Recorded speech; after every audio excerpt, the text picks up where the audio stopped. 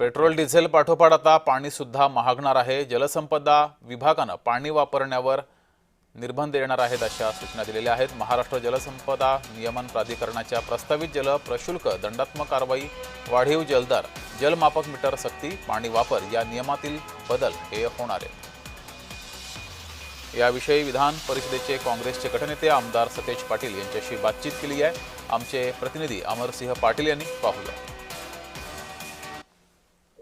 एका बाजूला diesel petrol वाढत असताना आता पाणी वाढणार आहे आणि पाण्याचा फटका हा सर्वसामान्य सगळ्यांनाच बसणार आहे। पाणी हे जीवन आवश्यक आहे। आपल्यावर बोलण्यासाठी आमदार सतेज पाटील काय सांगाल, तर पाणीही वाढते नाही, महाराष्ट्र जलसंपत्ती नियमन प्राधिकरणाकडे जलसंपदा विभागानं पुढच्या 3 वर्षाची पाणीपट्टी वाढवण्यासाठी प्रस्ताव दिलेला। त्यामध्ये घरगुती पाणीपट्टी वाढणार आहे। शेतकऱ्यांना कंपल्सरी मीटर बसवलेच पाहिजेत, पर्याय नाही अशा पद्धतीने नदीवरनं ज्याची मोटर आहे त्यांना मीटर बसवले पाहिजेत अशी तरतूद त्यामध्ये आहे।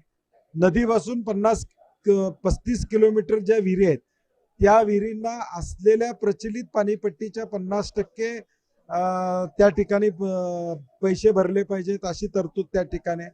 आणि याचा परिणाम सगळीकडे होणार आहे। उद्योगाचं पाणीपट्टी त्या ठिकाणी वाढू शकते आणि म्हणून या पार्श्वभूमीवर 5 तारीख शेवट आहे हरकती घेण्यासाठी।